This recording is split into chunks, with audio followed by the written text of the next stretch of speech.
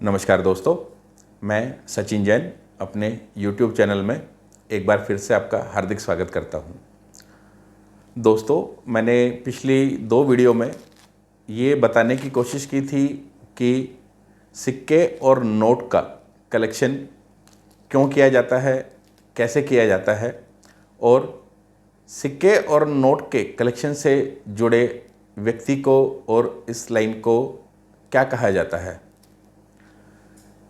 पिछली वीडियो के मुताबिक मैं आज आपके साथ में शेयर करने वाला हूं कुछ ऐसे नोट्स और कॉइन की पिक्चर जिससे आपको समझने में थोड़ा सा आसानी हो कि क्यों एक कॉइन या नोट प्रचलन के सिक्कों से और नोटों से महंगा हो जाता है, रेयर हो जाता है।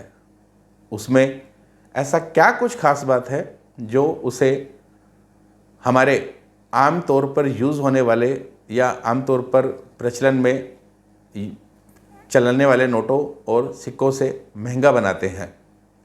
तो मैं शेयर करने वाला हूं आप लोगों के साथ में कुछ पिक्चर। आप बने रहिए मेरे साथ। तो दोस्तों, मैं आप सबके साथ शेयर करने जा रहा हूं पहले कुछ नोट्स की पिक्चर, जिसमें आप देख सकते हैं मैंने कुछ लगाए हैं 500 रुपये के नोट।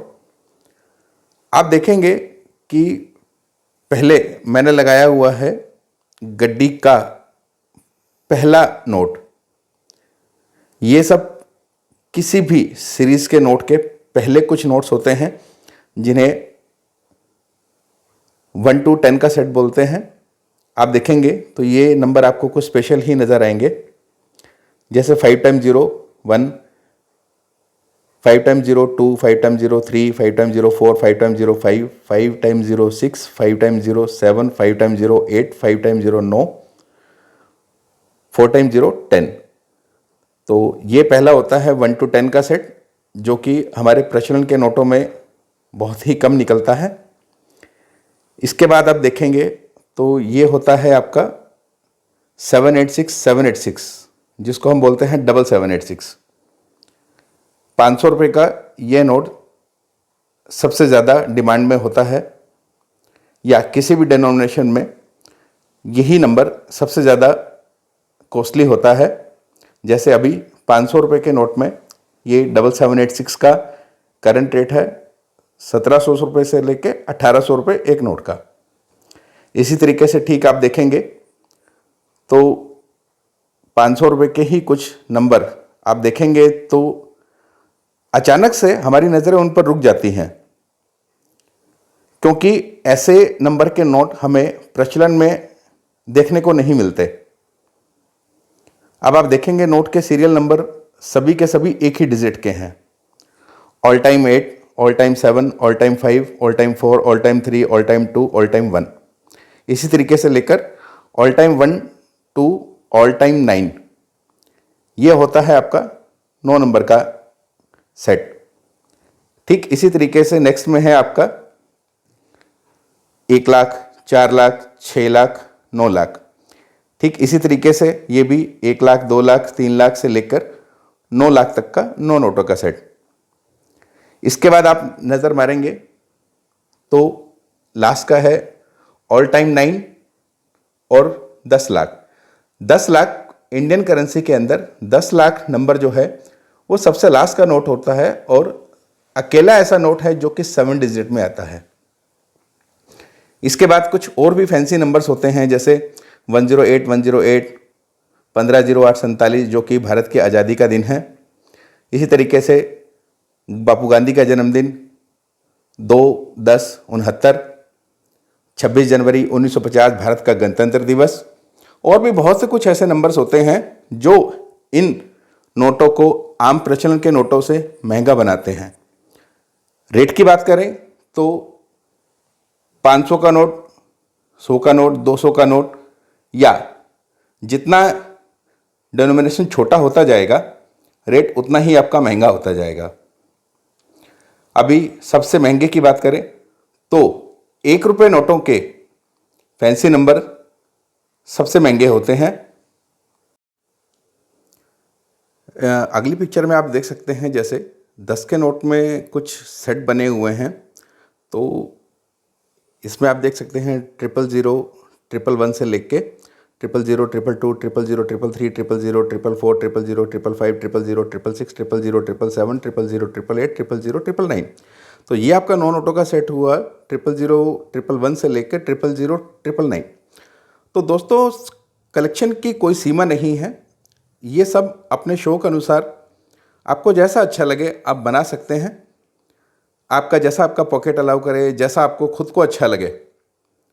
कलेक्शन चीज़ ही उसी चीज़ का नाम है कि आपके मन को जो चीज़ अच्छी लगे आप वो करें। दूसरे की देखम देख भागम दौड़ करके भेड़ चाल से कभी भी कलेक्शन मत करें। आप अपनी शौक के अनुसार, अपनी पसंद के अनुसार, अपनी पॉकेट के अनुसार देख के जो भी कलेक्शन करेंगे वो अपने आप में अनूठा होगा। बस जो भी करें अपनी जानकारी के साथ करें। नेक्स्ट में आप देख सकते हैं ये है नेपाल के कुछ नोट्स जो कि 1 लाख से 9 लाख और ऑल 1 से लेके ऑल 9 तक।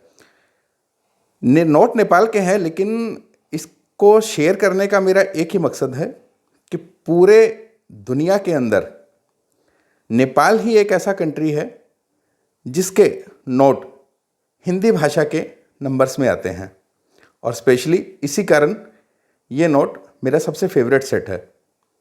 8 साल पहले का कलेक्शन किया हुआ ये आज भी मेरे कलेक्शन में ही है। इसके बाद आप देख सकते हैं 1 2 0 1 2 3 4 5। दोस्तों फैंसी नंबर के साथ साथ नोट में एरर या सिग्नेचर भी बहुत अहम भूमिका निभाते हैं। ज़रूरी नहीं है कि सिर्फ फैंसी नंबर, कुछ एरर्स भी ऐसे होते हैं जो फैंसी नंबर को भी मात देते हैं। जैसे कि ये एक 50 रुपये का नोट जो सिग्नेचर था IG पटेल गवर्नर का। अभी इस नोट के अंदर आप पीछे की तरफ देखेंगे तो हुआ ये कि संसद भवन के ऊपर जो एक इंडियन फ्लैग, भारतीय झंडा लगा होता है, उस झंडे में सिर्फ डंडा तो है लेकिन ऊपर झंडा कहीं नहीं। तो इस नोट को बोला जाता है विदाउट फ्लैग। ये कॉमन नोट अगर आप UNC कंडीशन में लेने जाएंगे तो कॉमन जो फ्लैग के साथ में है किसी और दूसरे भी सिग्नेचर के साथ में तो 60-70 रुपये का मिल जाएगा, लेकिन अंदाजे से ये विदाउट फ्लैग जो एरर का नोट है मेरे हिसाब से 700-800 हो सकता है, 1000 रुपये भी हो सकता है थोड़ा ऊपर नीचे भी हो, क्योंकि मैं नोट का काम नहीं करता। ये जस्ट मेरे कुछ पीसेस कलेक्शन में है तो मैंने सिर्फ आपको दिखाने के लिए लगाए हैं। इसके बाद आप देख सकते हैं जैसे 10 रुपये का ब्लैक बोर्ड। देखने में तो दोनों नोट बिल्कुल सेम ही लग रहे हैं और हम सोचते भी हैं कि इनमें रेट का फ़र्क क्या होगा, लेकिन आप देखेंगे एक नोट बिल्कुल कॉमन है, इस नोट के पीछे की तरफ है सिर्फ ब्लैक बोर्ड जो आपको ईजिली 60-70 रुपये में UNC मिल जाएगा। लेकिन दूसरा नोट जिसके पीछे बने हुए हैं महात्मा गांधी, ये नोट UNC शायद 400 या 500 रुपये में भी आपको ना मिले। इसके बाद आता है आपका मिसमैच नंबर। तो दोस्तों ये भी हम आम जनरल सर्कुलेशन पे कभी नहीं देख पाते। तो इसमें ऐसा क्या खास है वो आप अगर नोट के दोनों ऊपर और नीचे नंबर को देखेंगे तो आप 1 सेकंड में समझ जाएंगे। तो गौर से देखिए, आप ऊपर का नंबर है 418 जबकि नीचे का नंबर है 419। ये सब मिंट की या गवर्नमेंट की प्रिंटिंग मशीन की मिस्टेक्स होती हैं जो इन्हें रेयर बनाती हैं और बताती हैं कि गलतियां सिर्फ इंसान से नहीं, इंसानी मशीन से भी होती है। गवर्नमेंट जहां इतने बड़े बड़े अधिकारी बैठते हैं, जहां नोट इतनी सावधानी और सुरक्षा की दृष्टि से महत्वपूर्ण तरीके से छापा जाता है, वहाँ भी इस तरह की गलतियाँ हो जाती हैं और बहुत से लोग इन्हीं गलतियों का कलेक्शन भी करते हैं और ये नोट इन चीज़ों को या ये गलतियाँ इन नोट्स को एक्सट्रीमली रेयर बनाती हैं। बाकी सब डिपेंड करता है मार्केट में अवेलेबिलिटी और बाइंग पर। नोट हो या कॉइन, ये पूरी लाइन या हमारे समाज में चलने वाली कोई भी दुकानदारी प्रभावित होती है सीधी सी एक ही चीज़ के ऊपर, डिमांड एंड सप्लाई। कोई भी वस्तु का रेट डिमांड और सप्लाई दोनों पर निर्भर करता है, तो ये चीज़ हमारी सिक्के और नोट की दुनिया को भी प्रभावित करती हैं। यहाँ जितनी ज़्यादा डिमांड होगी चीज़ उतनी महंगी होती चली जाएगी, और अगर डिमांड नहीं है तो वो चीज़ वैसी की वैसी सालों दर सालों यूं ही सिंपल रेट पर चलती मिलेगी। मैं एक बार फिर आपको दिखा रहा हूँ 000786 का नोट। अब दोस्तों, आम बोलचाल में या आम जनता में ये बात एक बहुत प्रचलित है कि 786 का नोट है तो आप बहुत भाग्यशाली हैं, लखपति हैं, करोड़पति है। स्पेशली बहुत बहुत मान्यताओं के साथ इसको बहुत उदाहरण के तौर पर पर्स में भी रखा जाता है, या बहुत सी ऐसी चीज़ें हैं जो अफवाहों के साथ इसका बाज़ार गर्म करती हैं। लेकिन एक सच्चाई के अकॉर्डिंग बात यह है कि 786 का हर नोट काम का नहीं होता। 786 में सिर्फ आपके 3 नोट 000, 786, 786, 000, 786 और 786, ये सिर्फ 3 ही नोट काम के होते हैं। या अगर बात करें हम छोटे डिनोमिनेशन में तो 1 रुपया, 2 रुपया, इनमें ये नोट काम के होते हैं, लेकिन थोड़े से ही महंगे होते हैं, बहुत ज़्यादा नहीं। या आप बोल सकते हैं कि कुछ रेयर बंडल ऐसे होते हैं जिसमें एंडिंग 786 काम का निकल जाता है। लेकिन अगर आप बात करते हैं सिर्फ कॉमन नोटों पे 10 रुपये, 20 रुपये, 50 रुपये, 100 रुपये, तो ये सिर्फ एक मिथ है कि ये नोट बहुत महंगे या बहुत काम के होते हैं। अगर आप बाज़ार में जाएंगे तो 100 रुपये का नोट आपसे कोई 102 रुपये में भी नहीं लेगा। अगर आप 500 के नोट की बात करें तो 500 का नोट आपको शायद कोई 505 रुपये भी निकाल के नहीं देगा, बेशक आपका वो नया नोट ही क्यों ना हो। तो ये मिथ जो है या ये अफवाह जो है, इससे भी आप लोग बच के रहें। बहुत से लोग अपने पैसों में ये सब लोग इकट्ठा करके रखते हैं ये सोच के कि नहीं इनका बहुत मोल होगा, और जब वास्तविकता इन्हें पता चलती है तो ये लगता है कि नहीं, इतने समय से हमने सिर्फ अपने पैसे को ब्लॉक करके रखा, इसका फ़ायदा कुछ नहीं है। तो आप सब लोग भी ऐसा ना करें। जो चीज़ें मैंने आपको 3 नोट बताई हैं सिर्फ आप यही करें। मैं नोट का कलेक्शन नहीं करता हूँ, ना ही नोट की डीलिंग करता हूँ। ये सिर्फ मैंने अपने शौक़ के लिए कुछ रखे हुए हैं, तो बस आप लोगों को समझाने के लिए कुछ मैंने आपको दिखाए हैं। हो सकता है कोई रेट की जानकारी या कुछ और भी जानकारी मेरे द्वारा गलत दे दी गई हो, तो आप उस पर ज़्यादा गौर मत करें। बस सिर्फ आप एक मेन ये चीज़ समझें कि क्यों वो आप ये नोट जो हैं किस कारण से थोड़े से महंगे हो जाते हैं। बस मेरा समझाने का मकसद आपको सिर्फ बेसिक बताना है कि इनमें क्या नोट में कुछ ऐसा खास बात होती है जो इन कॉमन नोटों से अलग बनाती है। दोस्तों, ये है star notes. Star notes replacement note होते हैं, जैसे कि जो गले सड़े या पुराने नोट, कटे फटे नोट जो आरबीआई में जमा होते हैं, उनको बदलने के बाद आरबीआई उन्हीं नोटों को रिप्लेस करने के लिए, उन्हीं नोटों की संख्या पूरी करने के लिए कुछ नए नोट उसी डिनोमिनेशन में वापस निकाल देता है, जिन्हें कि स्टार की सीरीज़ के साथ में दर्शाया जाता है। स्टार आप देखेंगे तो जैसे 31P के बाद में स्टार है। ये आजकल स्टार बहुत ज़्यादा डिमांड में है, और स्टार के फैंसी नोट, स्टार का एरर, ये बहुत ही ज़्यादा महंगे होते हैं।